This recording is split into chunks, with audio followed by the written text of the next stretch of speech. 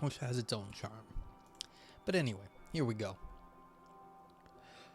From her early writings onward, Simone Weil, I don't even know how to say this, Simone Weil, concerned herself with questions of philosophical method.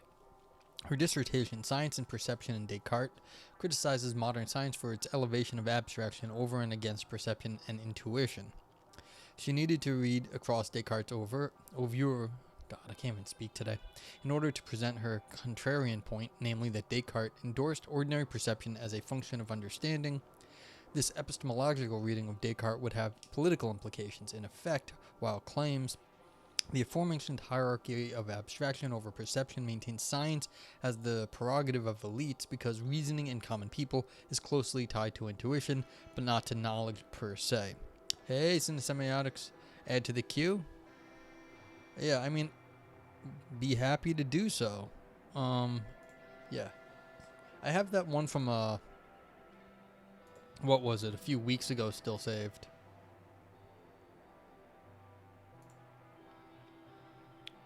Let's see what you got right here. Okay, self-knowledge and the limitations of narrative. Okay, cool. We can do that at some point. Thank you. I hope you're doing well. I mean, it's just too damn hot here is really the problem.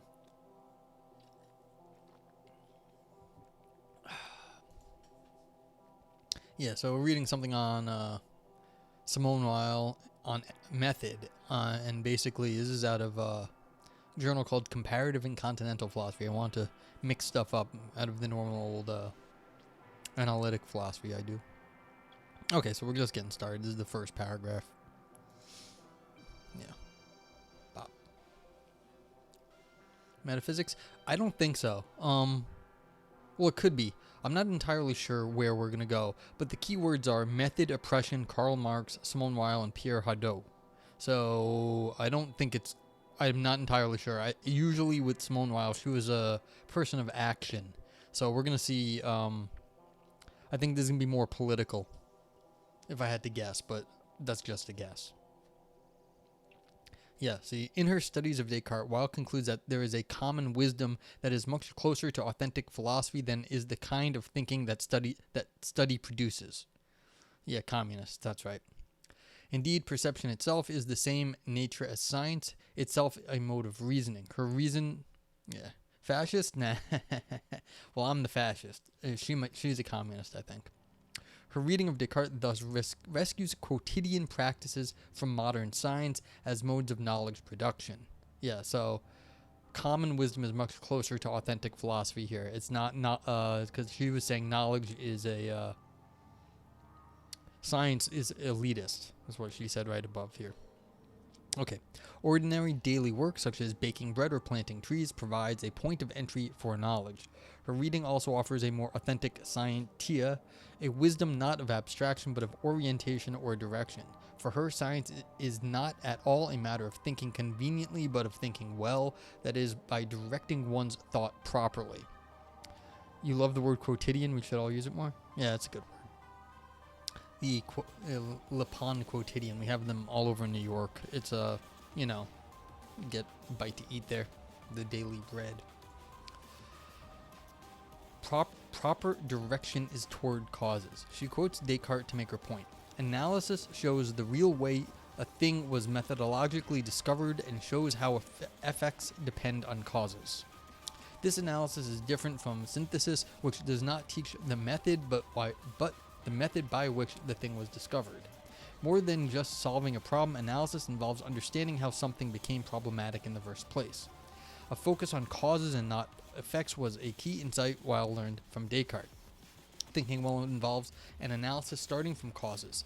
Weil would hold on to this methodological principle in her early political writings. Okay, so basically, the question is where did the problem arise, not what is the analysis we can come to it. So analysis should be, I guess, used as a I mean, there's the Wittgensteinian thing where it's like you're pulling away all the stupid things we've said and then you're going to get to the problem originally. But I don't think that's what Weil is saying here. because it looks like basically you're trying to get back to the original thing that caused the problem. You're not pulling the language away, but you're looking like past what the language has done to it. Because there's no sense here that, like, even if you just uncover the language, it's obvious what's going to be there in Wittgenstein. But, like, this one is, like, looking for causes, which is, okay. We'll find out where this is going. Original and heterodox in her own analysis, Weil was constantly frustrated by the conventional, indeed convenient theory of her day, which posed political and juridical transformation as capable of abolishing capitalist oppression. I don't know if we're that far out of this, because we've been saying this for a long time, and we've still got capitalist oppression. This theory was limited in that it began from effects. Reading Marx through Descartes, Weil's claim in response was that to begin from the actual causes meant starting from the very foundations of our social life, namely the division of labor that resulted from the separation of manual and intellectual labor. This separation is the foundation of modern culture, a culture of specialists. Her response again is not merely to call for a shift in intellectual training, but to call for a redefinition of what counts as science as valuable knowledge practice. Yeah, communist. I knew Weil was a communist. Come on, man. You knew that too. Yeah, but the question is, like, Weil was like, she was like a flame. She just like burnt bright and burnt out very quick. So it's that she was a communist is not the interesting thing here. It's exactly what did she say about it, because she, like I said, she burnt real bright and real fast. So this is interesting though here. I mean, there's a question about the separation of manual and intellectual labor, especially here, like from doing what I do here on Twitch. Like, what the heck is the labor on Twitch? I mean, what is it to be a streamer? Because you're sitting around playing video games, that's not considered manual labor, but it's not exactly intellectual labor either. So I like the idea that, like, people work at being streamers. Granted, they're entertainers in some sense, but that doesn't really count as either manual or intellectual labor. So there is in between stuff. You are working very hard physically, because you see these people, they stream for 12 hours, 24 hours. That's not comfortable, but it's not intellectual labor in one sense. Well, I agree it's intellectual labor, but like, it's not like it's not a white collar job. It's more of a performer in some sense, and it's not manual labor. Like, you're not breaking stuff with a hammer. So yeah, this is one of the things I like about this space, is that it's definitely in between these sorts of old distinctions between manual and intellectual labor. So you have to be smart. You can't be usually any good streamer is actually pretty smart. I've seen dumb ones once in a while, but usually it's very rare, and they don't get very far. But like, yeah, it requires intelligent people to be able to deal with the amount of tech, the idea of like the interactions you're dealing with people across the internet, etc. Would I agree that communism discounts the value of intellectual labor? First of all, I don't know enough about communism, and there's multiple forms. That said, compared to what? Capitalism? Capitalism doesn't really elevate intellectual labor either. It elevates economic labor of a certain that can be exploited.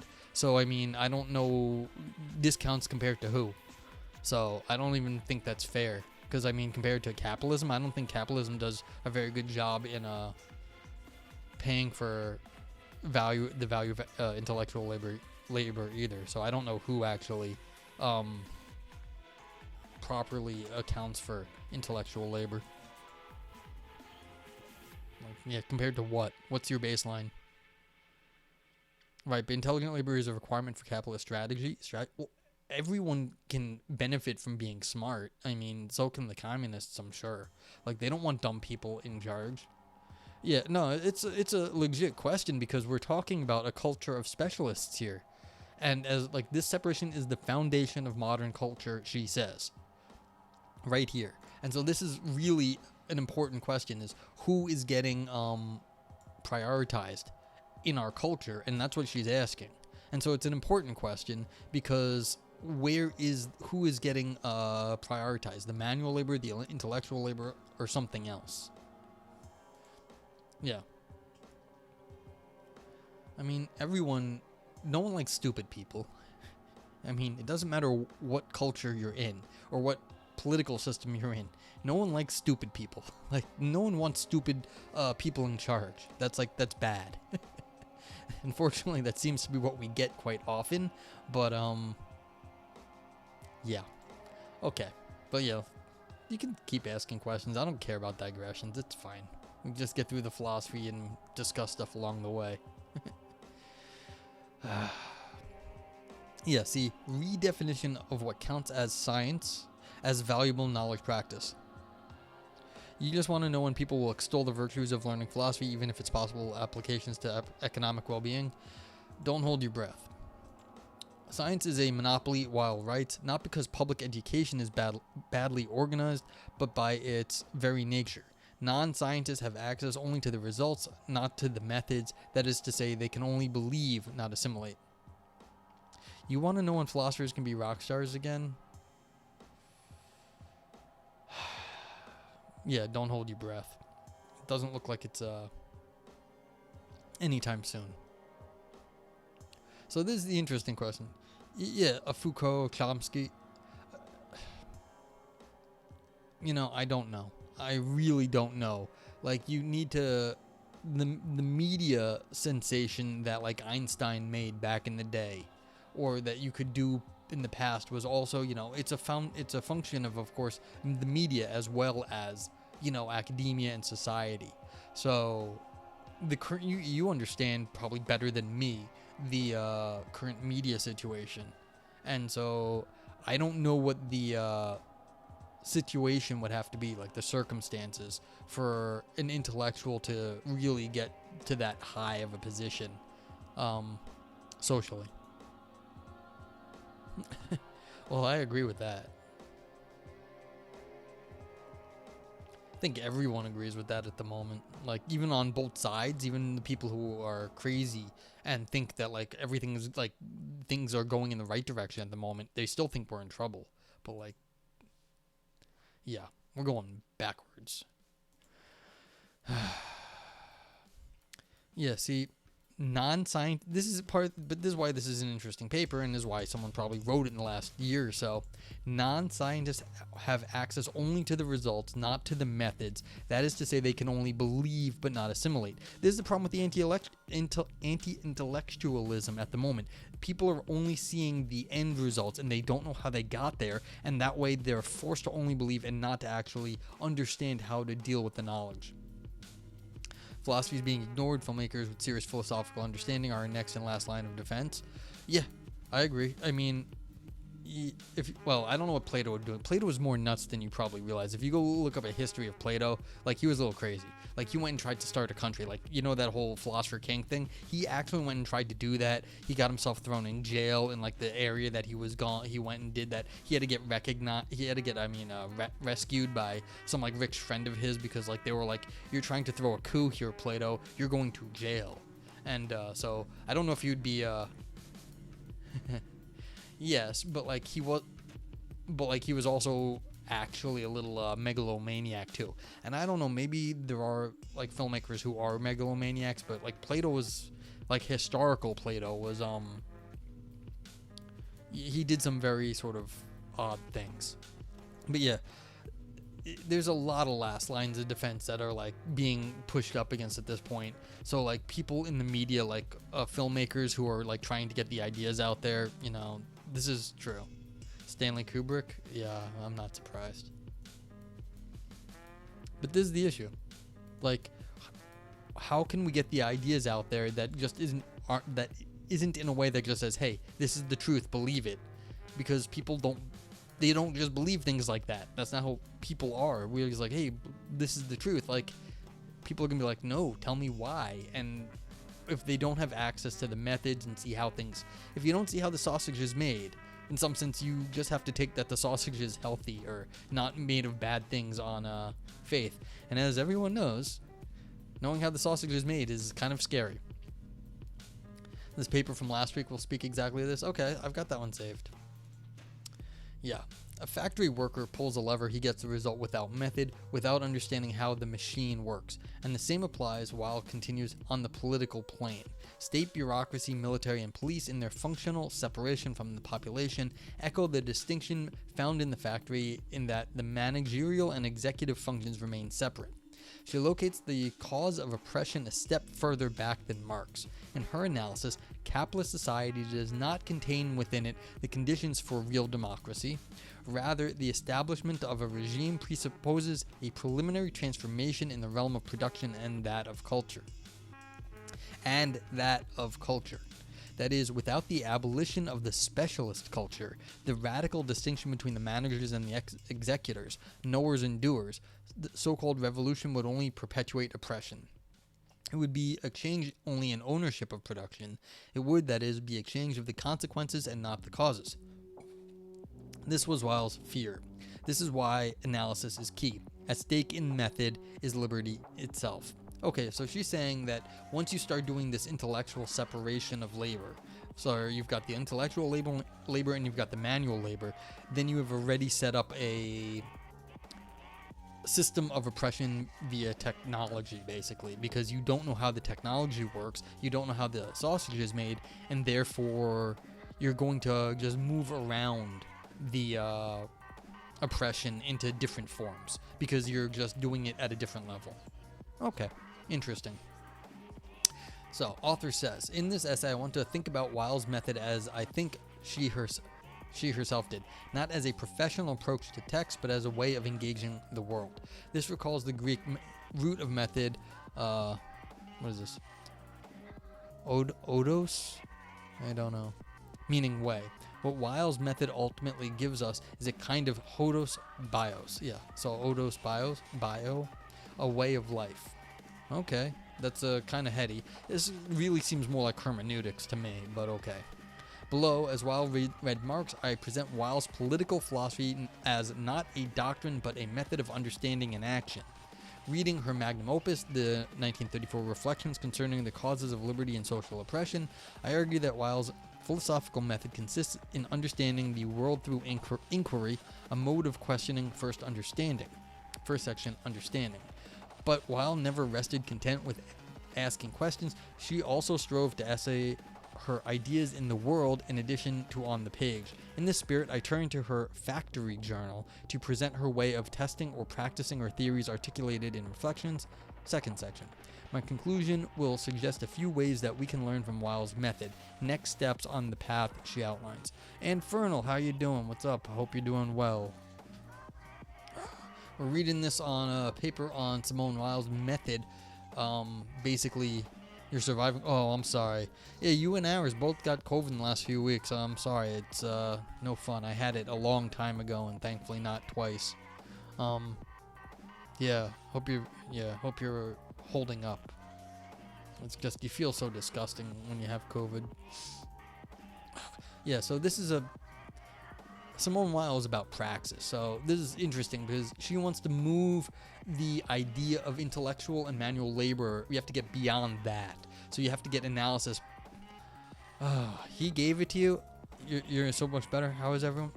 You know, I'm very jealous that you guys got to hang out then. That's just rude that you guys didn't invite me, but I'll get over it. But like seriously, that is awesome you guys were hanging out. COVID virgin. You are so lucky. Cinesemiotics. And let's see if my alerts not working today? Oh my god, they're not. How do you like that? Thank you for the bits, though. What is... Oh my god, the bit alert is off. Okay, whatever. Oh, but maybe... No. I don't understand. Shucks. Okay. Maybe I screwed up my bit alert again. But thank you again. It wouldn't be streaming if everything worked. Just wouldn't be. Yeah, take it easy, Infernal. It's like, yeah, what am I doing? Let's get a quick shout out for Ann while we're at it. Hopefully that's still working. Yeah, everyone, if you want some like fun gameplay and conversation about stuff, like intelligent conversation, you can go check out Infernal. Streams games and social theory or, yeah, sociology and things. So that's good. Okay, so understanding, inquiry, and terminology. Quote, the present period is one of those when everything that seems normally to constitute a reason for living dwindles away, when one must, on pain of sinking into confusion or apathy, call everything into question again. Well, yeah, the 20th century is kind of fucky. Yeah, and at the moment I'm just sinking into my own sweat because it's too damn hot in New York. So Simone Weil begins reflections concerning the causes of liberty and social oppression. And so does the present seem to a number of us to be a time of despair, confusion, and pessimism. Weil responds with the suggestion of what I will call inquiry, the art both of asking precise questions and of calling into question the forces at play and powers that be in one's present. I don't have AC here because it's like literally right behind like the computer and it would rattle everything. Like you guys would, it would just be very loud. So I mean, I would have AC, but I don't have AC currently, not in this room.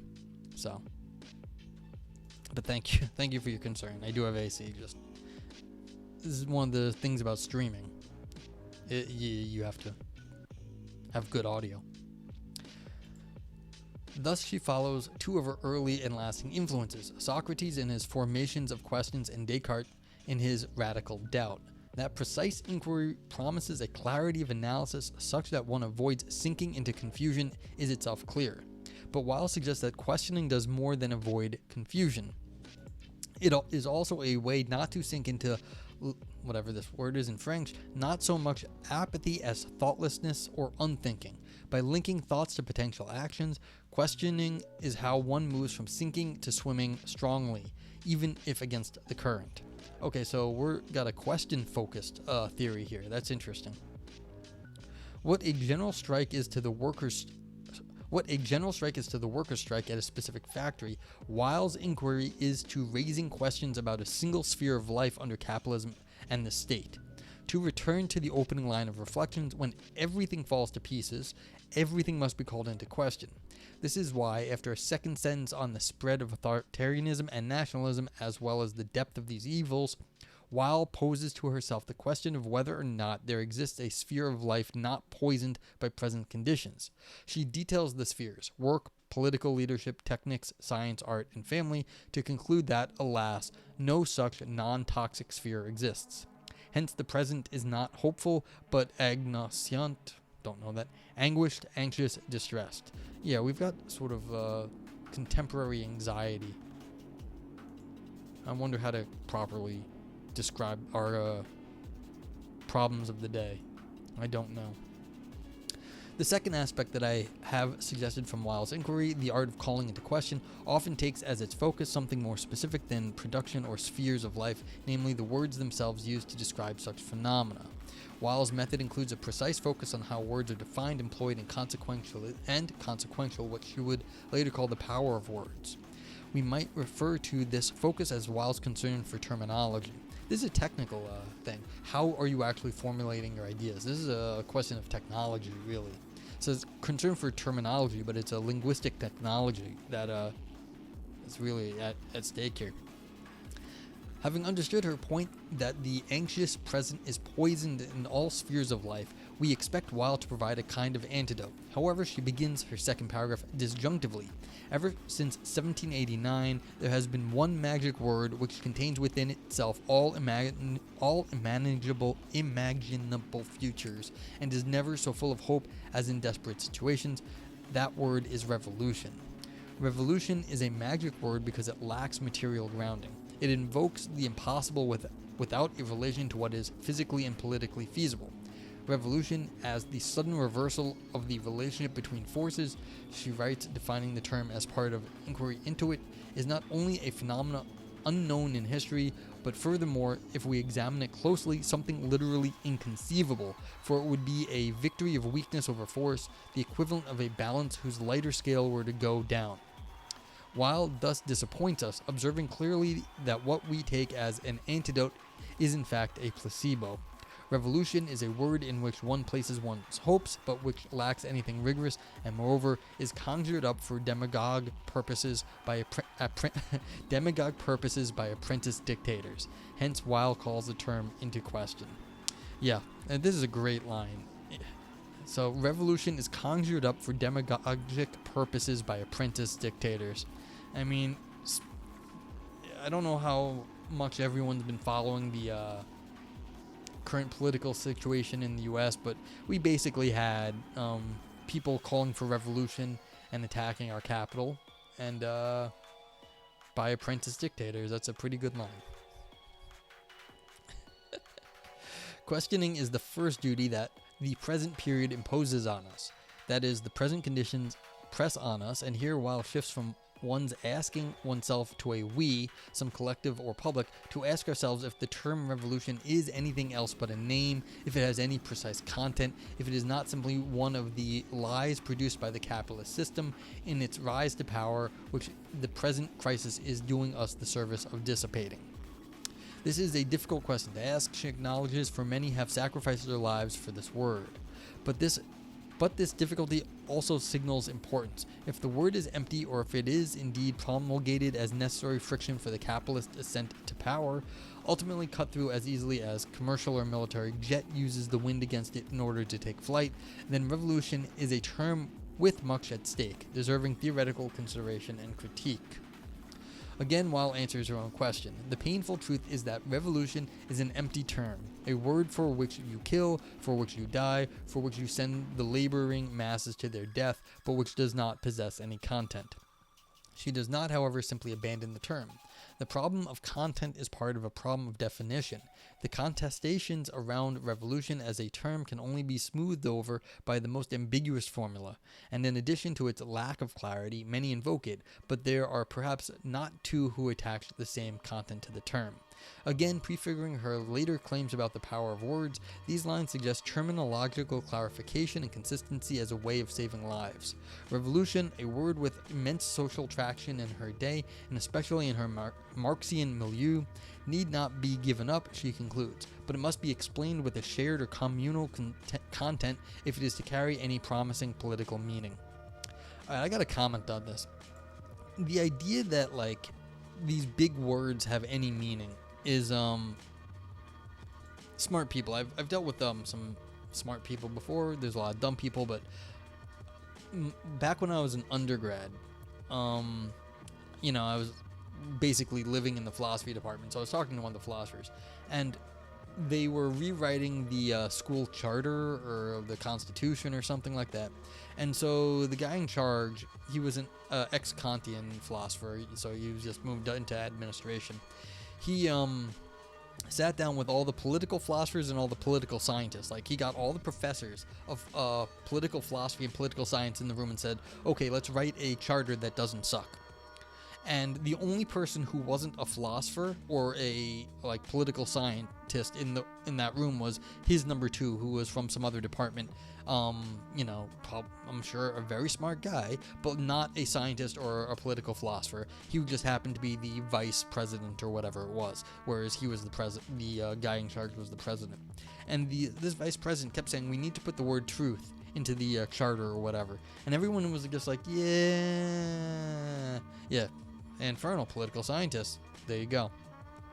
So, but political scientists know, and so the philosophers, as soon as you put these big words on document and paper, there is no good definition for them, and they're the first words that get abused by the wannabe dictators and the bad actors. They're saying, oh, we're the ones going for truth, or we're the ones going for the revolution.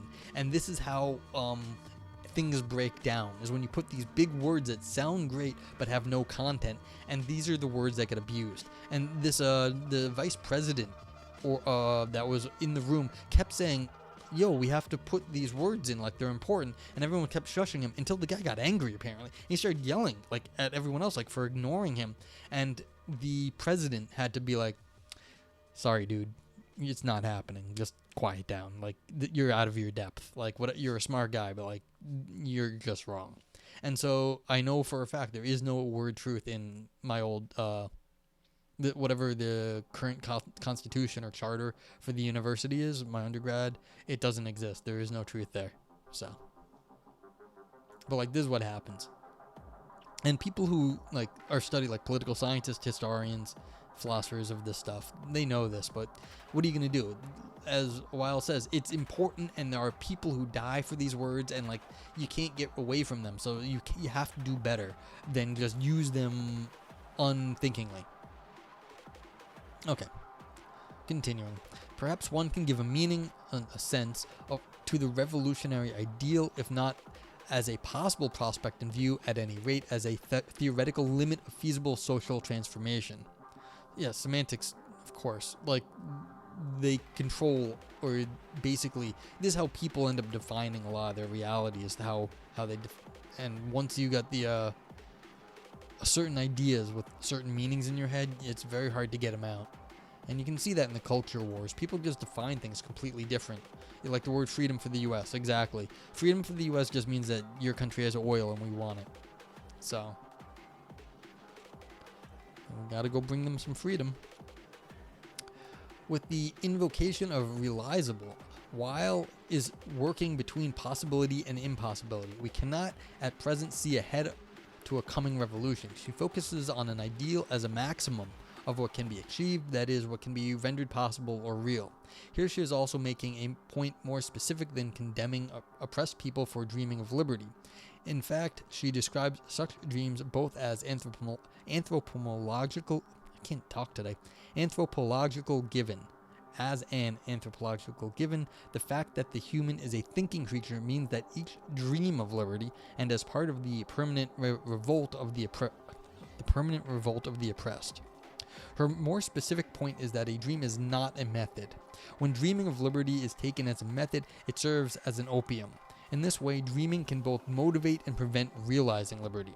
The first step towards the latter is conceiving it. Yeah, so this is the thing about semantics, as Infernal, I think, is pointing to.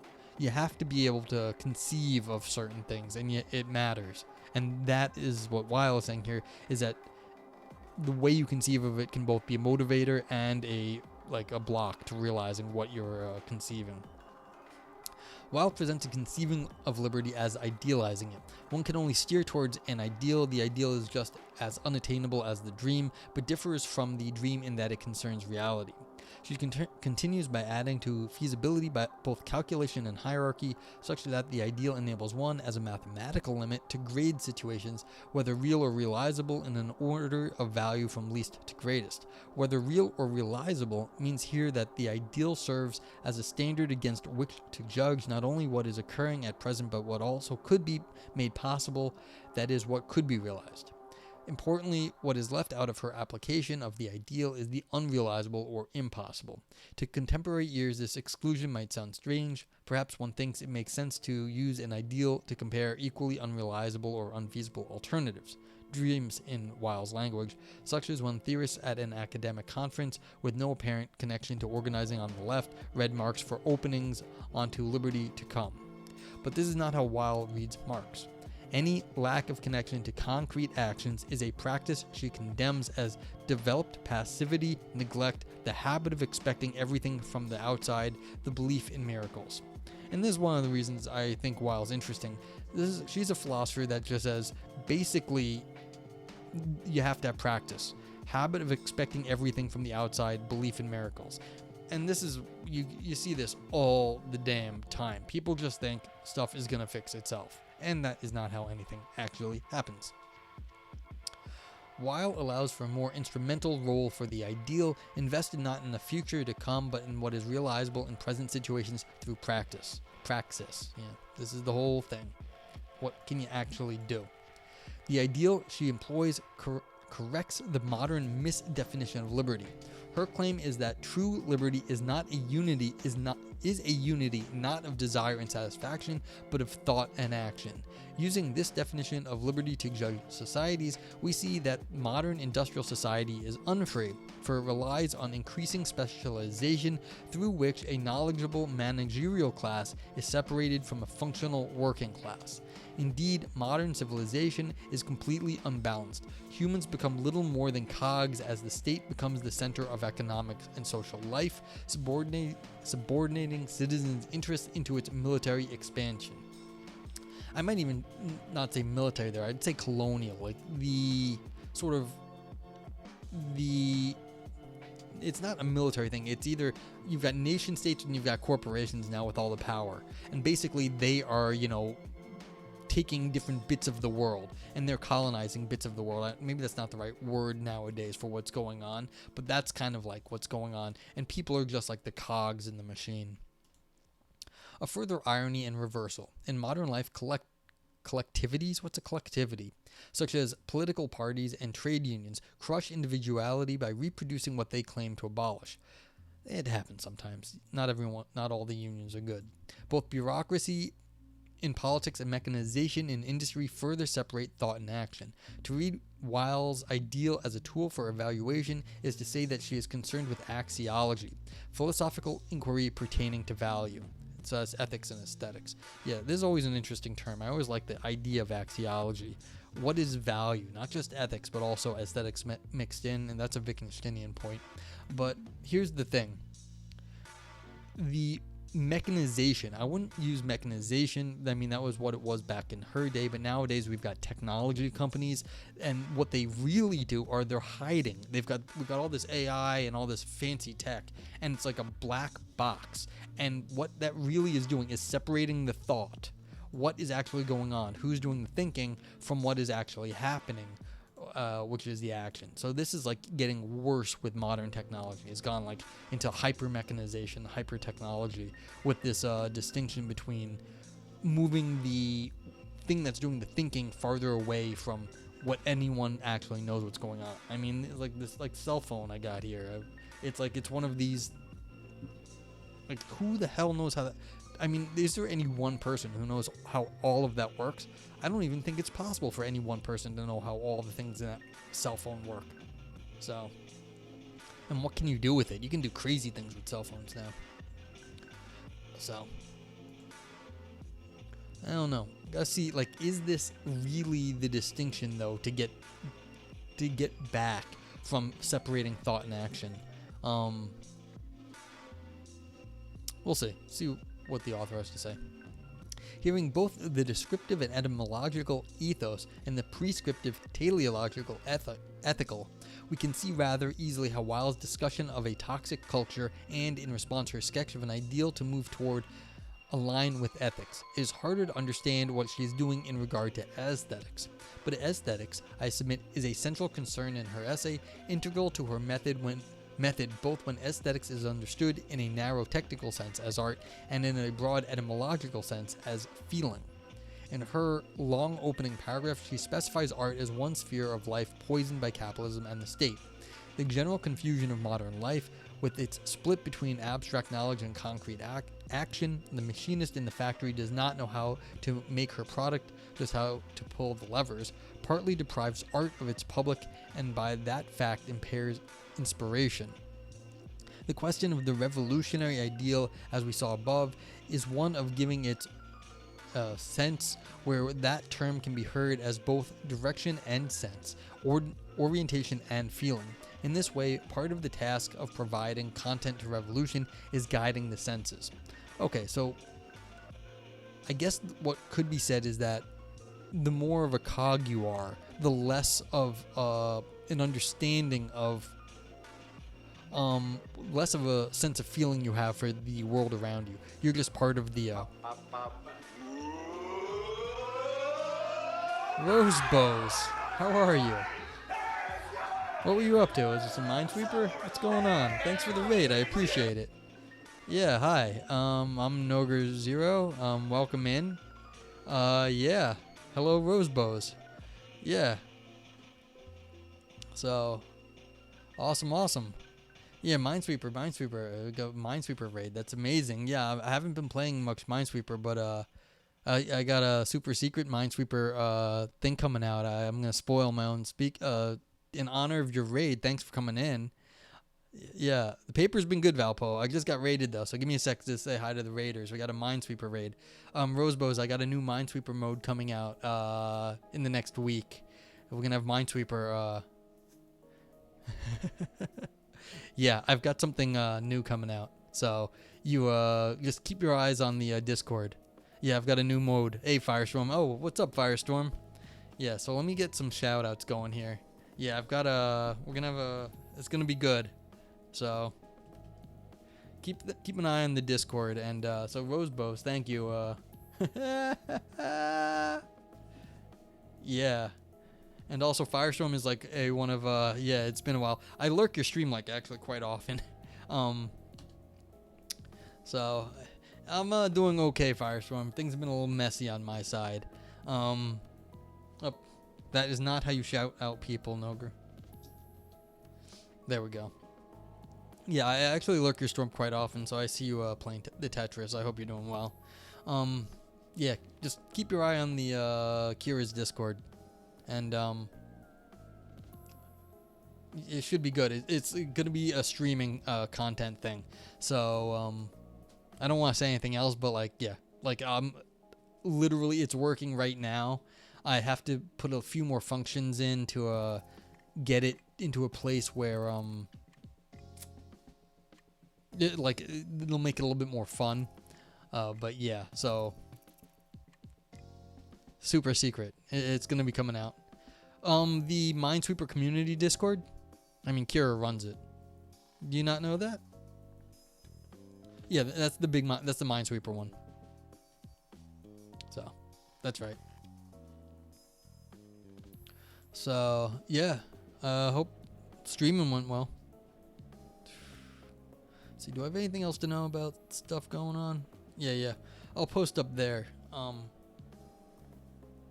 Maybe I'm not exactly sure what I'm gonna say. I have to like make a video to demonstrate or something.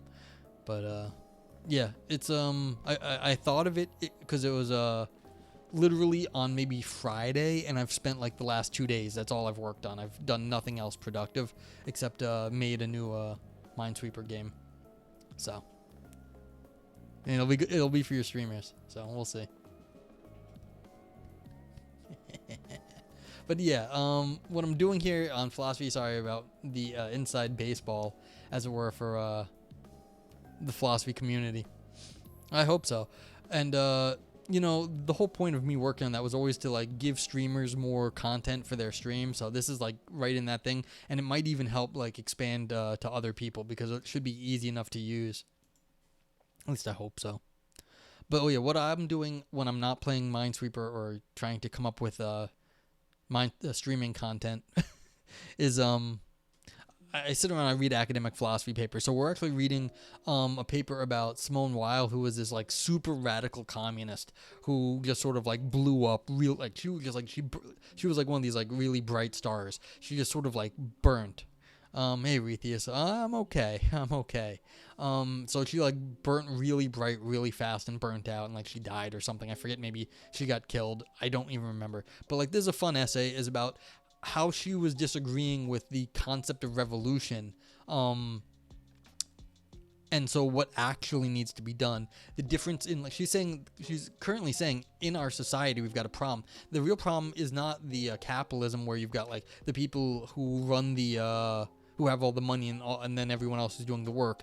Yeah, I hope you're doing, Retheus. What's up? But the real problem is that there's a separation between the people who actually do the work and the people who have all the like the managerial sort of like power. So you've got like these like people who sort of make the decisions and then people who actually do the manual labor, and this is the separation, because what happens is the people who make the decisions don't really have any idea what's going on the ground, and the people on the ground doing the work are just pulling levers and stuff. They don't actually have like they have no like sort of access to how all the decisions and how they're part of the bigger system. And so people are just sort of getting disenfranchised because neither really is understanding what is critical here. And so the question is, how do you bring this intellectual and manual labor back together? And that's the fundamental problem of our modern society, because on one side you're either a cog in the machine, or on the other side you're just this intellectualist jackass doing stuff in an office, but you don't actually understand what people are going through like in the real world. So this is the thing. And Vernal agrees with Simone Weil. Okay, that's interesting. See, I don't know this stuff actually. Like, social philosophy is my by far the weakest area. Like, I think the social political stuff, I am not good at this. So the main reason why people disengage from the political system. I'm probably missing the point, but it feels to me like you're both. Who's my both? But yeah, I mean, I'd take Infernal's word if like this is really it. Like when the people on the ground are not getting the full picture of how like the system works. Oh, a cog in the machine. Oh, well, yes. That's what she's trying to get apart. It's a different kind of cog, Retheus. Like I think you're completely right. Like that's exactly it. But like the people being a cog are just the cog, and the people being separated are just a different cog. It's just a far removed cog. And that's why it's no good to be that cog either. And so I think that's 100% right. It's that everyone is getting turned into a cog in the technology. The problem is the technology that each person is using is like sort of they're only seeing their little piece of the world. And so she was decrying earlier the specialization in the modern world, like that everybody's getting so specialized. So that's really what that's really where this is like coming to, is the hyper specialization is ruining culture. Oh, sorry. Yikes. So, and that's it. Everyone's a cog because everyone has to get super specialized, and then all of a sudden no one can do anything anymore because they only know their one little itsy slice of life. Yeah, so. Okay, so continuing, and please continue to ask questions. Let me know. Thanks again, Rosebos, for the raid. That was cool. A third example of aesthetics regards how oppression and response to it function according to Weil's analysis. The powerful, be they priests, military leaders, kings, or capitalists, always believe they command by divine right, and those who are under them feel themselves crushed by a power which seems to them either divine or diabolical, but in any case supernatural. Retheus says, specialization is a very interesting topic to deep dive. I mean, before, every genius was super good at farming or soldiering or whatever. Yeah, I think they said basically it was right at the turn of the 20th century when it really stopped being possible to be really good at a bunch of things, and then everyone sort of like the 20th century, like the end of the 19th century, basically it became too hard to be good at too many things, and so everyone got kind of specialized at that point. But yeah, so this is a contemporary, I don't actually know if it's a contemporary problem. I suspect actually it's not true, but it was still a problem back in the day, but like it's gotten worse now. Like just, so I'm not even sure, but I know people say it. But the idea that you're good at multiple things, you just can't be good at everything. I don't think you could ever be good at everything. I mean, if someone disagrees that like thinks back in the day you could be good at everything, I just don't think that's possible. I just think there was it's one of those things when you look at with hindsight, we only value certain things in hindsight, and people, the people who are good at all of those things, we think of as like super geniuses. But I mean, that's hindsight. I'm not 100% sure if that's true. But either way, he says, I think learning was at least consistent or better before organization to determine the learner. And Anne says it's particular with Fordism and mass production to people who struggle no fucking way. Yeah. Well, yeah. In the West, because the East has different productive system. Yeah. Oh, yeah, that's true. Like, this is definitely, I guess, Western European culture centric. Yeah, that's definitely true. I'm not speaking for, like, the Japanese and the Chinese have long cultures and they do things differently. And so it's kind of interesting. Maybe their specialization is different from ours, but we definitely have a problem where we just can't see the rest of, like, we feel like cogs in the machine, and maybe that's a different problem. But the question, I guess, here is this really a question of technology and the separation between intellectual and manual labor? Because that's kind of what Weil is maintaining, and it might be the case that the kinds of technology we're dealing with, the intellectual labor and the manual labor, is in some sense a not good distinction for our health and culture. So, Yeah, see, and this is the question. It's like they seem that they're. This is what things. People are feeling that they're getting crushed by a divine or diabolical, but in any case supernatural.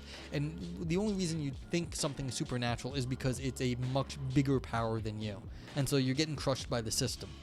And in some sense, once that's happening, like, well, you can't fight the system. It's like damn the man, but that's very hard to do. Continuing, oppression here is a certain feeling, and times of popular agitation occur, while claims when both rebellious slaves and threatened masters forget how heavy and solid the chains of oppression are. Oppression has weight and density.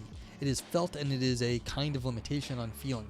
Finally, amidst this religion of power, each one thinks that power resides mysteriously in one of the classes to which he has no access, because hardly anyone understands that it resides nowhere. For while there is no power per se, only a struggle for power taken as the goal or end when, in fact, it is a means. The irony is, as modern humans have freed themselves from some constraints of nature, they have enslaved themselves to the whims of power struggles. What results is that dizzy fear which is always brought about by the loss of contact with reality. In the context of anguish and anxiety, the dominant feeling is fear. That Weil emphasizes the sense of fear as predominant in modern society should not be lost on our considerations on her method. I have now presented Weil's method in terms of inquiry. In general, a way of calling into question, and in particular a way to question how words are used and what they mean. My presentation has underscored the importance of both idealization and aesthetics for her method. I will now transition from inquiry to the basis of Weil's method of understanding and the reality around her, to essaying the basis of Weil's method of action.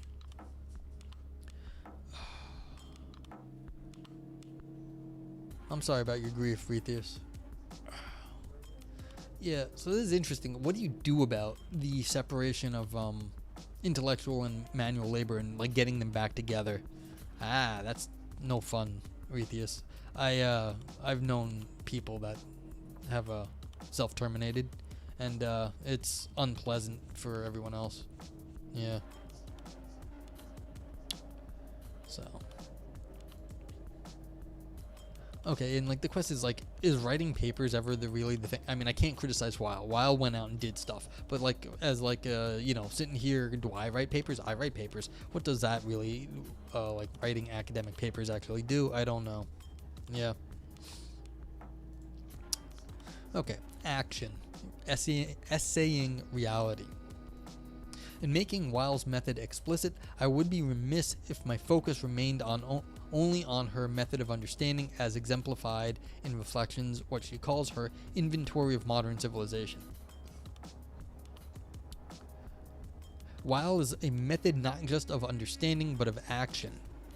Weil's is a method of not just of understanding but of action.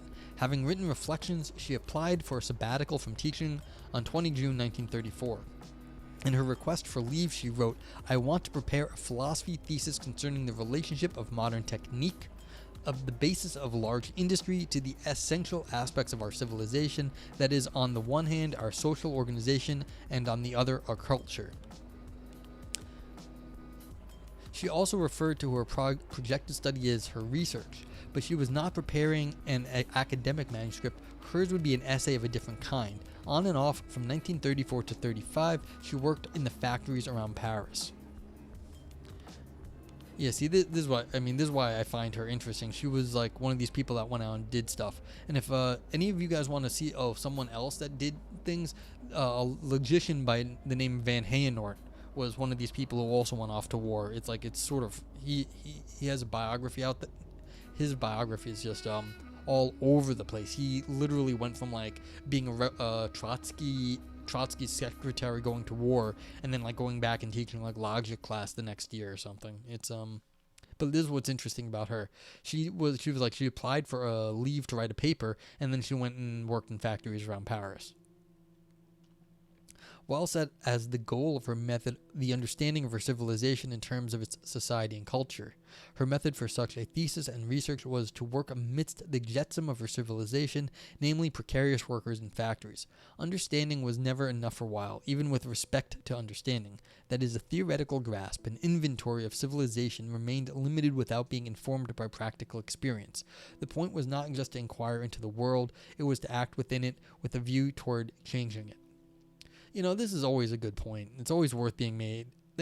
You can only get so much from reading books. Sometimes you have to go look. I remember there was a girl, she was like 18, 19, maybe 20, at work a while back, and some guys, including me, were talking about some inappropriate stuff, and strip clubs came up, and she was like, "Oh, I'd like to hear about those," and we were like, "There's nothing to know. There's nothing I can tell you that it doesn't work. You can go yourself." Like, she was of age. I was like, "Just go look. It's not like they're scary." It's like, either that's it. But she couldn't do that because she was from a very religious family. Her friends were religious. She couldn't go even though she wanted to understand what it was. But it's like, I can't tell you what a strip club is. It doesn't really work, but there is nothing to be told. And that's like the funny thing. We were all in agreement. Like, we would tell you if there was anything you could know, but there is nothing I can tell you because there's nothing, it's just not how this works. And so you can have an inventory. You'd be like, yes, people are taking their clothes off there. That doesn't do anything. Because Weil's year of factory work tends to be romanticized by Weil scholars, a time of pure sacrifice and latent spiritual development, we would do well to consider its own material conditions. Trying to avoid hagiography when biography is required, in this section I paid particular attention to the historical events that shaped Weil's factory year. Through Boris Souverine, editor of La Critique Sociale, Weil knew Auguste de Touffe, managing director of the Alstom company, which produced electrical machinery for French trams and underground railways. It was from de Touffe that Weil acquired her first factory job. Lacking a work certificate, she likely would not have had access to factory labor without the help of her contacts, whom she knew because of her elite education. Like so many in Weil's life, de Touffe saw the need to protect Weil in some sense, asking the factory foreman to keep an eye on her, a protection her fellow workers did not share. On Tuesday, 4 December 1934, Weil began work as a power press operator at the Alstom Company factory. She entered the factory as part of its most oppressed group, unskilled women workers. Always writing, she kept a factory journal to note her observations. It begins with two telling epigraphs. The first is from the Iliad and in Greek, translated as "much against your will, under pressure of a harsh necessity." The second is from Weil herself and reads, "Not only should man know what he is making, but if possible he should see how it is used, see how nature is changed by him. Every man's work should be an art of contemplation for him." Thus, Weil situates her factory year as living under necessity, natural and social, with a view toward a unity of knowledge and use, intellectual and manual labor. This is to say, Weil was to subject herself to oppression in order to better understand liberty. And there's people say this all the time nowadays. If everyone should go work a service industry job for 6 months just so that you know what people are actually like. If you've never been in the service industry, let me tell you, you do not realize how terrible some people are. To people who don't deserve it. They just don't. Service industry people deserve better. Continuing. "I'm very happy to have done this after dreamed of it for so long," Weil wrote around 11 December to Urbain somebody. "I think more and more that the liberation of the workers must be brought about before all else in the workshop, and it seems to me that I will manage to perceive something of what that depends on."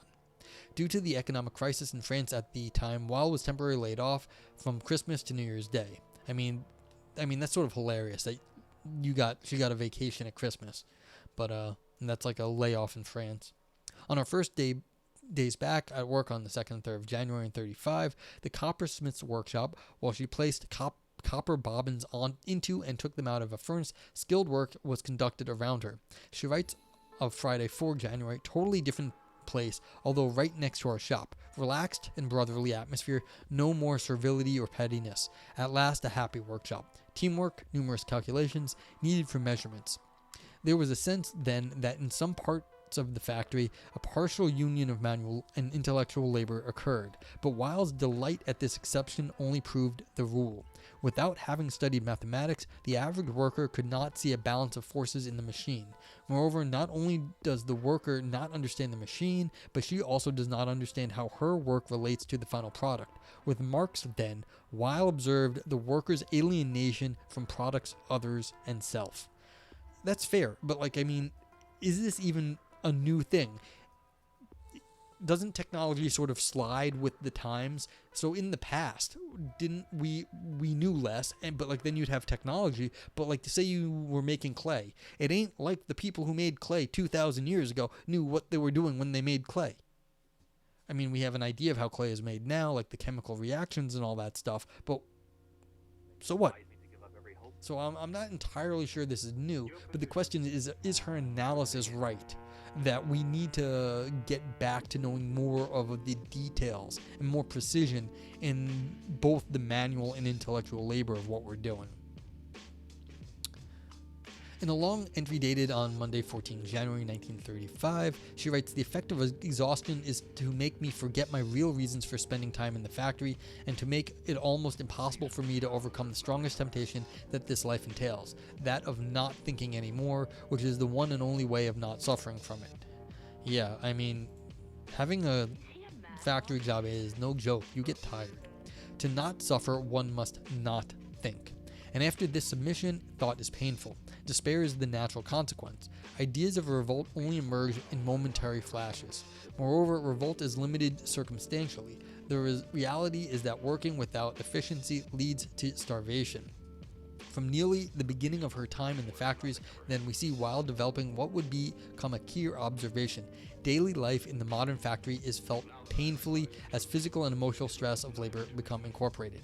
Yeah, that's what jobs do to you. They make it so you have to work to pay rent and eat food, so you don't have time to do other stuff realize that it sucks and you want to do something about it. Because if you have time to think about it, you realize it sucks and then you want to do something about it. But if they keep you on the treadmill long enough, you don't have time to do that. Weil awoke with ear pain on 10 January. On 15 January, she went to a doctor and received the diagnosis of otitis. As a result, she moved in again with her parents on Rue Auguste Comte, where she would stay for over a month. And France says, and this is why businesses don't like workers' union, because they are reminded of their conditions. Yeah, getting reminded that things suck does a big matters, because you will forget that things could be otherwise, and not even that hard. My cousin, he was working at this hotel and they got unionized, and he was one of the union representatives of his group getting into the union, and they went to this meeting where they were talking about they'd already voted on it or something, and they were negotiating with the owners, and he was there, and the other people who were unionized in that hotel, so there were different departments, some were unionized and some weren't. They were talking about some of the rights they had, and he started shaking his head, and they were like, "Well, what are you doing?" And he goes, they was I'm getting a little emotional about some of this, and the boss was like, well, with what? And he said, I could have really used to have that benefit that they had. I didn't even know that was on the table. And the boss was like, yeah, it's better not to get emotional. And all the union people were like, no, screw you. That was the whole damn point of having the union, is that we get these rights. And he didn't even know about it. And when he found out about it, he felt bad because it would have made a significant difference at some point when he was working there, that he had that protection or whatever that was. I forget what it was. But it would have made a difference to him. So it's once you know about this, then you realize things could be different. And he didn't know. And then he found out and he was annoyed. So these things happen.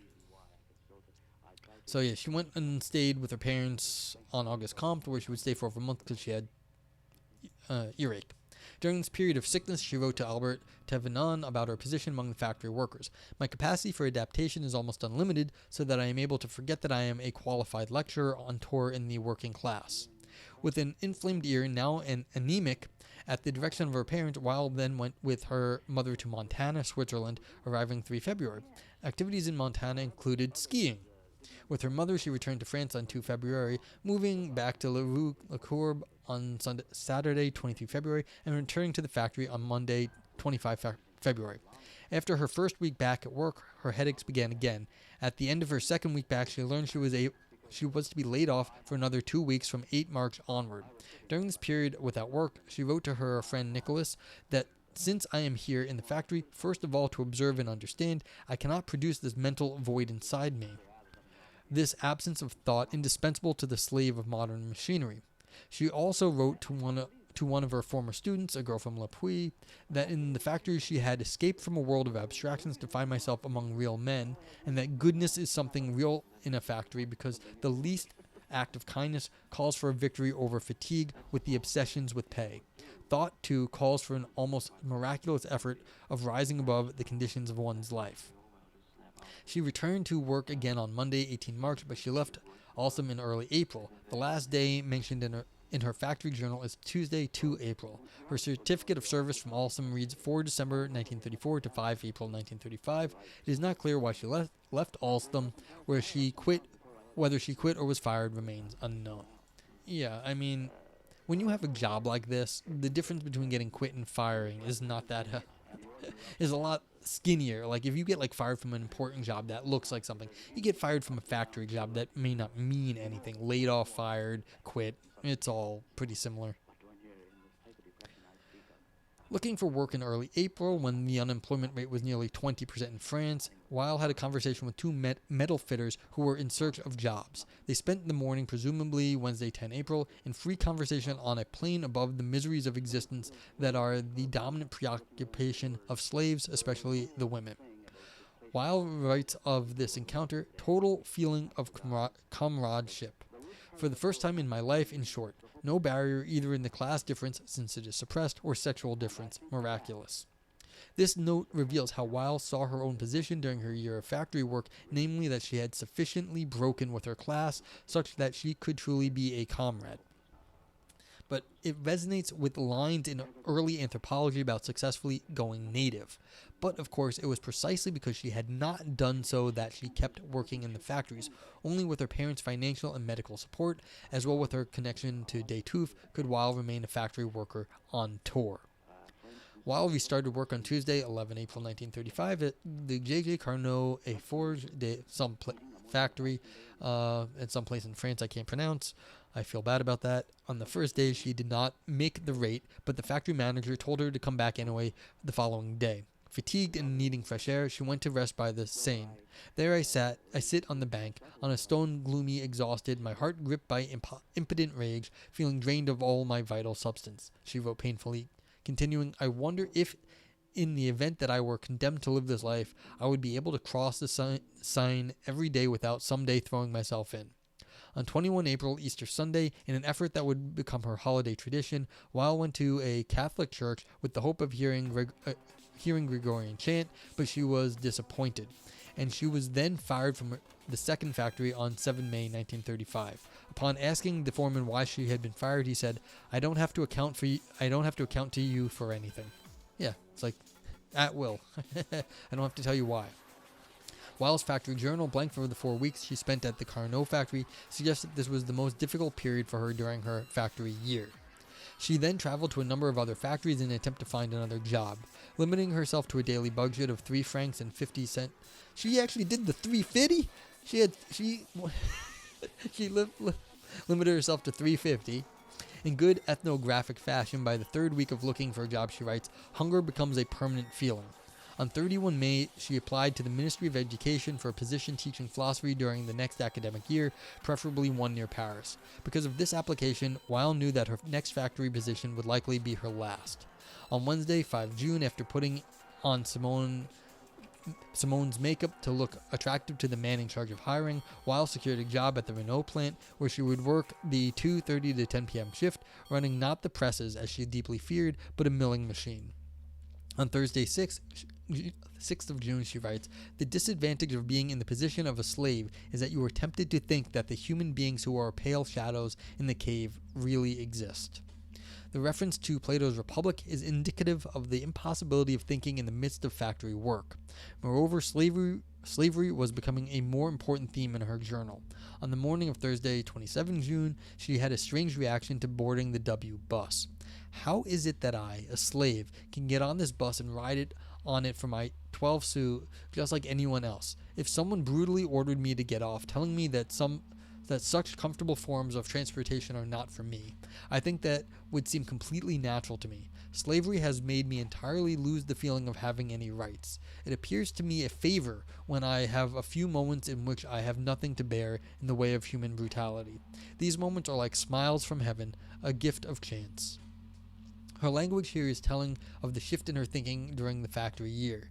Now merely going through the day without oppression is seen as a favor, as supererogatory. Beaten and fatigued by oppressive labor, she notes that making a claim to her rights has become an impossibility.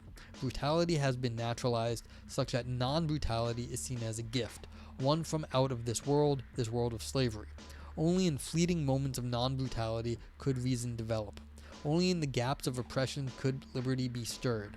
Indeed, she continues, her fellow workers, her comrades, haven't fully understood that they are slaves, such that the words just and unjust only carry a partial meaning for them, and insofar as they live in a situation in which everything is injustice, their reason cannot develop.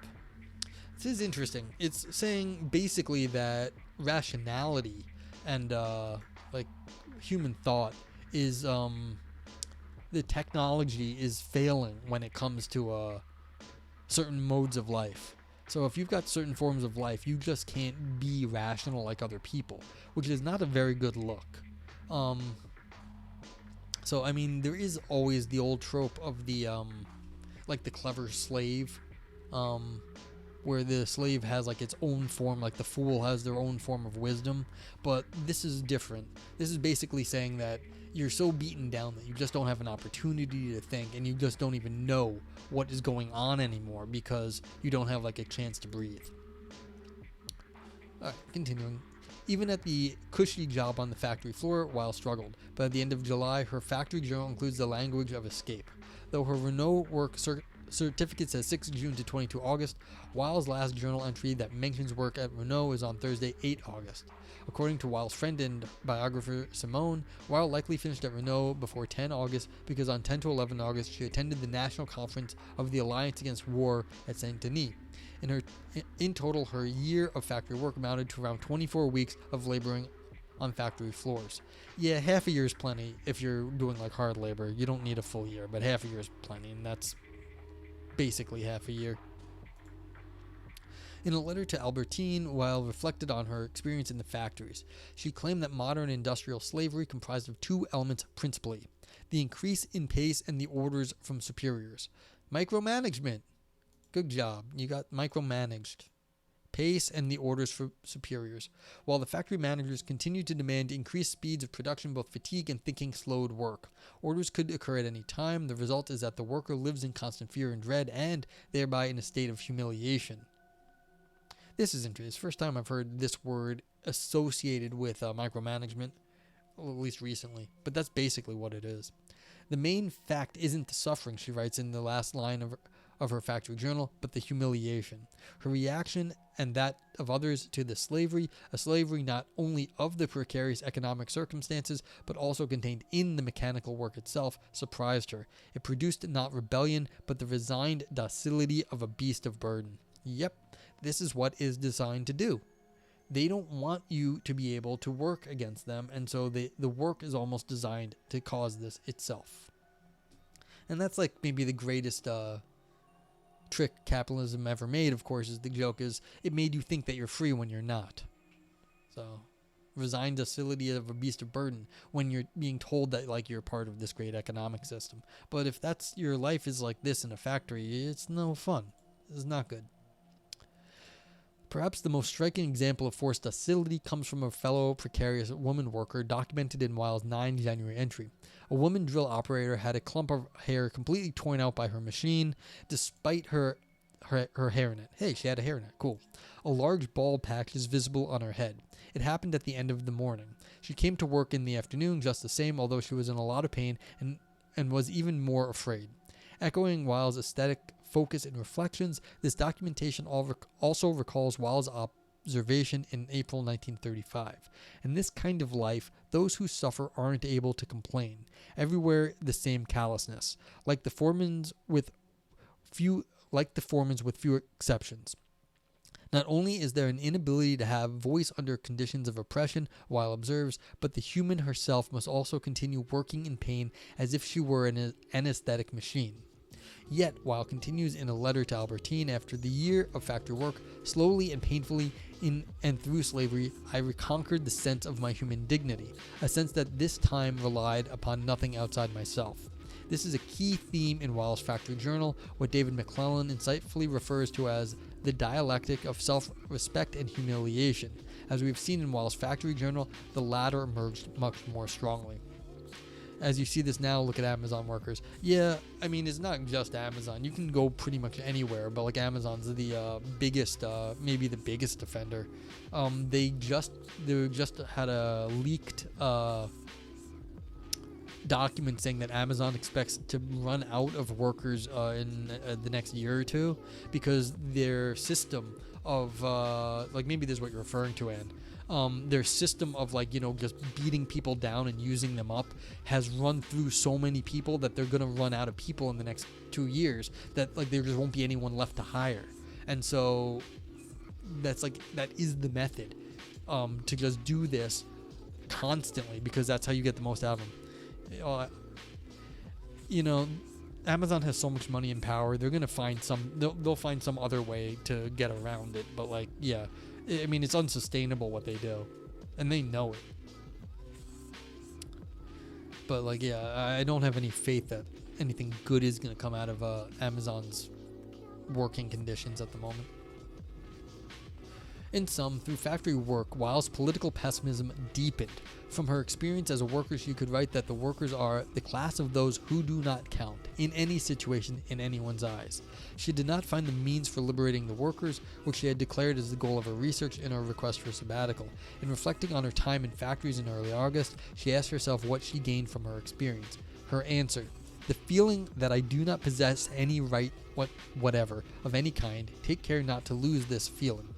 The ability to be morally self-sufficient, to live in this state of constant latent humiliation without feeling humiliated in my own eyes, to savor every moment of freedom or camaraderie as if it would last forever. A direct contact with life. There's definitely something to be said about that. I'll have to think about what this actually means. In comparison with her pre-factory testament, we see that Weil maintains the language of liberty, but she moves from oppression to humiliation.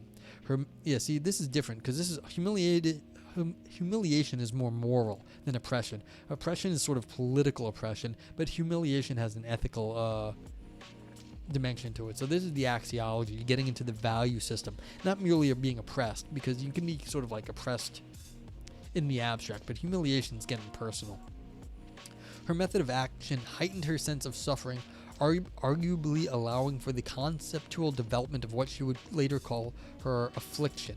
Paradoxes include that she describes increased contact with life and reality as she chooses to be ground down in surreal mechanical environments, not unlike today's elite actors in the US who find meaning in cycling studios or in hiking intensely through national parks, both actions occurring on indigenous land. I wonder why the author put this in. This seems a little weird, but they obviously have a bone to pick here. And that her increased appreciation for liberty and solidarity occurred amidst a context of oppression and instrumentalized relations. In closing, we might ask, what are the political compromises of Weil's factory work? What can we learn from her method of action? Conclusion. Let me just pause here. I want to think about this for a second. They're saying it's a little paradoxical. You're thinking you're figuring out what she's saying it's paradoxical that in being humiliated you start to, and being oppressed, you have more direct contact with life. What I think actually kind of sounds like is happening here is, by doing the factory work and being sort of oppressed there, Weil probably lost the working in academia is one thing, working in white collar jobs, as they're called, that has its own problems, but you're gonna have a very different set of problems, and so you're gonna have a different contact with life. And so the two different sort of things, the intellectual and the manual labor, you're gonna have, once you get humiliated or oppressed in the manual labor, you're going to lose all the intellectual labor stuff. And so that's kind of the thing. From one side, the being ground down on one side is going to remove all the other things from the other side, because she lost any ability to think, and so you're going to basically lose whatever sort of abstract understanding she had that came from, like, being an academic. You're going to. Yeah, that's well said, Anne Fernal. She's seeing it from a point of privilege. And so once she has lost her privilege in some sense by getting ground down, then she can appreciate the life better. Anne Fernal says, poor people don't see it as humiliation per se. They don't have a choice, and sometimes having the highest position within that machinery is a sense of pride.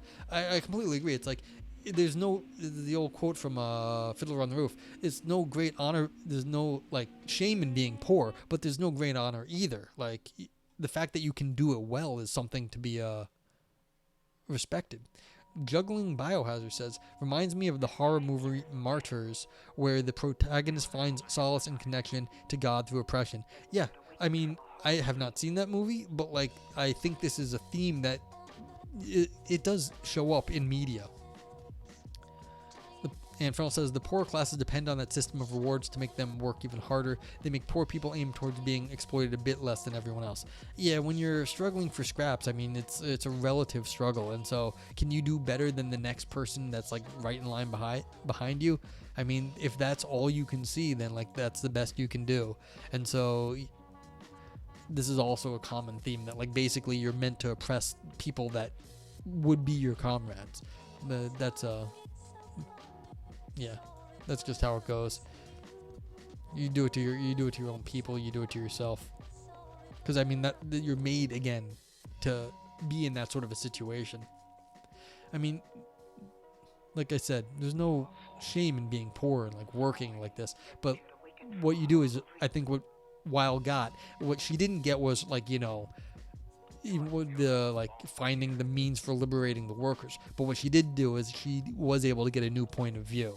And that might be what eventually, once you get a new point of view, gets to be then developed into actual praxis and doing something useful. Yeah, the system is definitely designed to perpetuate itself. It does it very well. Alright, conclusion says, this is it, last page and a half. I have presented Simone Weil's method as twofold, consisting in understanding and action, or more specifically, and welcome in Juggling Biohazards. Understanding and action, or more specifically in inquiring and essaying. While I have articulated this claim by reading Reflections and Factory Journal together, I think we could extend it to much of Weil's major political writings and experiments, and her other essays, from her 1932 article Capital and the Worker, followed by traveling to study trade unionism in Germany, to her 1936 article Antigone, followed by attending workers' strikes in Paris, to her 1937 article Let Us Not Start Another Trojan War, The Power of Words, followed by proposing a frontline nursing corps to restore the balance of war, while consistently posed and responded to the most pertinent political questions of her day in theory, and then attempted to test her conclusions in practice. This method itself became dialectical. Of course, it was not always a new, clean inquiry followed by actions responding only to that inquiry. Rather, Weil's developing inquiries built on previous actions. I would maintain, however, that one principle of her early writings remained in her method throughout her life. To some extent, an inquiry into the causes of the political topic must be conducted rigorously before action is taken, lest that action lead to changes in the appearance of relations in society without shifting its fundamental organization. Yeah, this is the old what was said before at the beginning. If you have a crappy understanding of revolution, you're just going to end up repropagating the system, perpetuating the system. Because the meanings have already been co-opted by the system to keep itself going. So you have to actually put some work in to understand what you're doing. Because if you think you're just going to go off and have a good time at revolution, you're just going to get either yourself killed, someone else hurt, or doing exactly what you didn't mean to do. In presenting Weil's method, I have also underscored her focus on aesthetics, the predominant feelings as well as the role of art in both oppression and liberty. The purpose of my essay has been more analytical than practical. I have raised a question about what Weil's method is and answered my question in terms of understanding and action by reading two of her writings from 1934 to 35. But we might conclude on a practical note. Resonant with Weil's avoidance of the preconceptions that Descartes' epistemology leads to in modern and postmodern philosophy, in assuming his chair at the Collège de France in 1983, Pierre Hadot invoked the older philosophia instead of philosophy, reserving the right to follow this philosophia in its most varied manifestations and, above all, to eliminate the preconceptions of the word philosophy may evoke in the modern mind. If my presentation of Weil has been successful, it will have outlined Weil's method as pursuing philosophy as a way of life. Perhaps the central limit of such a paper is that it could function to reduce Weil's inspiring, contradictory, and multifaceted practice of philosophy, Hadot's varied manifestations, to simply two headings. To avoid this reduction and to take a practical turn, we might consider the varied promises of Weil's method. Really? Yes, you have to go do stuff, and that's a problem. But this is an old problem of philosophy: is that you have to, get out of the office sometimes. With Weil, there is always more to be questioned, and especially more to be done. How, for instance, might we supplement the political keyword of our time, resistance, by attending to the aesthetics of oppression and liberty? How might we also interrogate other predominant terms, such as the neoliberal resilience? Conducting this attention and interrogation is especially difficult when ours, as Rebecca Roselle Stone puts it, is an age characterized by obsession with watching, but an inability to attend when, that is, technological distraction has become not simply an individual intellectual problem, but also a fundamentally social ethical one. See, this is the question, I guess, right here. What is the modern technology doing to us? We don't know. But is it a problem? I don't know either. Further, what might we take on in our practices of thinking beyond the walls of the academy? Whom would we include in our coalitions and research, and whose recognition would we seek? Department chair or student, dean or custodian? We recall that Weil's primary worry in reflections was the pain of non-thinking in a context of despair. Amidst this anxiety and distress, where fear and humiliation are the dominant feelings, and the noise of metal gears, the sound of a supervisor's yell, the feeling of your hair and flesh ripped from the machine are common sensations in this aesthetic hell, even a day's work requires courage. Weil's method invites us to the courage of despair, to strength in the face of fear, to stubborn sensitivity, to continual questionings, to bold thinking, and to political action. Okie dokie. I like this essay. I don't like this conclusion. I think this is just, rah, rah, rah. But that's fine. So, yeah. What's the point here? The point is this thing right here. If the problem, as Weil has diagnosed it, is the question of the separation of the individualization of technologies, that people are getting separated out into people who have certain kinds of technology, people who do sorts of manual technologies, and people who do intellectual technologies. So you've got people who sit in offices and people who go out and do the work. And the question is, it's not so much, she's saying it's not a question. You like Hadot, but the ending is a little weak. Thank you, Valpo. I agree with you, and if you agree with me. Hope you liked it. You probably know a lot more about this than I do, so let me know if you've got any opinions. So here's the question. We've got separation of technologies here. And Weil was saying, look, you can't do this. You have to somehow get people to understand the new technologies in a better way that they're working with. People can't be cogs in the machine on either end. Anne Farrell says the modern CCTV environments that make us produce as if we were in a constant state of fear of being observed and fired. Labor becomes a kind of jail, like a panopticon. This is a false idea of freedom. Absolutely. But this is the diagnosis. And so what Weil did was she wanted to go and see what the actual people doing labor were like.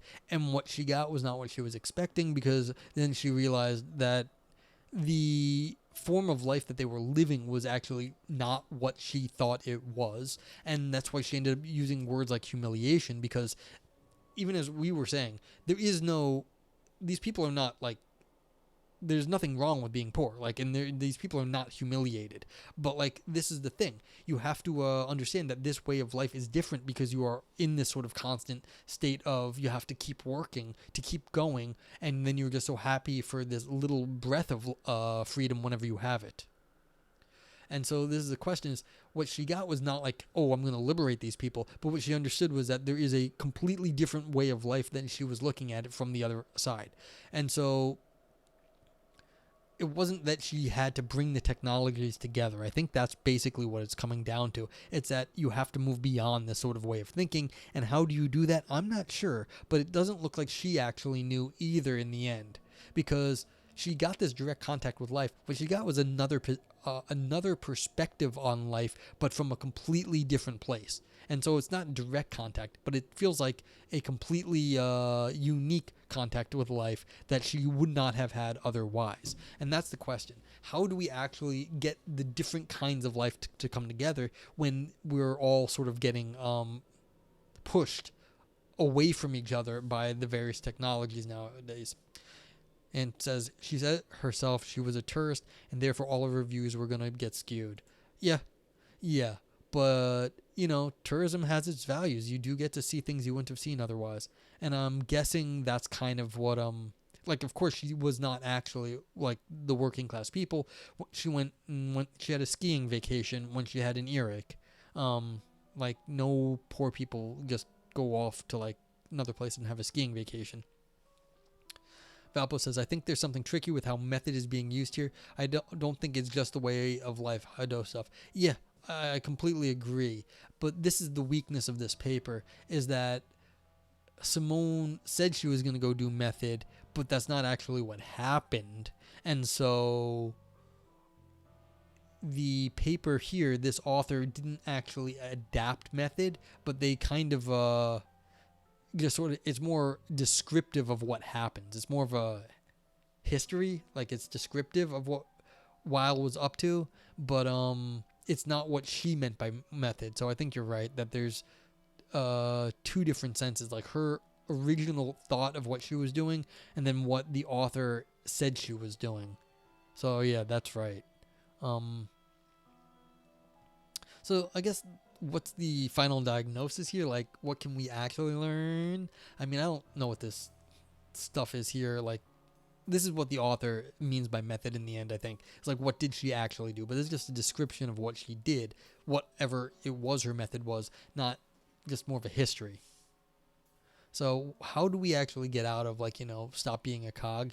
Well, it's like you have to be able to dig into whatever you're doing. Like, whatever you're doing, you can dig into it a little bit more. You can learn a little bit more. But the problem is the capitalism and the system, not necessarily just capitalism, the current system nowadays is sort of pressing you at all times, in all places. As Infernal said, it's like panopticon style. So you don't have time to actually breathe and, like, develop any sort of thing going on here.